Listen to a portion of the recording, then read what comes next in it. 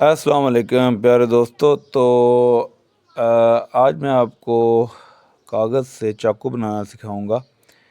तो जिस तरह ये चाकू नज़र आ रहा है बिल्कुल सेम ये निंजा का चाकू है या जो भी आप कह लें। तो ये देखें, अभी तरीक़ाकार मैं सारा आपको समझाऊंगा। सबसे पहले चैनल को आप लाइक और सब्सक्राइब मस्त करें और बेल आइकन पर भी क्लिक करें ताकि मेरी आने वाली हर वीडियो आप तक पहुंच सके। तो तरीका आपके सामने है। अब एक कागज़ आप लेंगे, उसे फ़ोल्ड करेंगे और अभी देखते जाएं।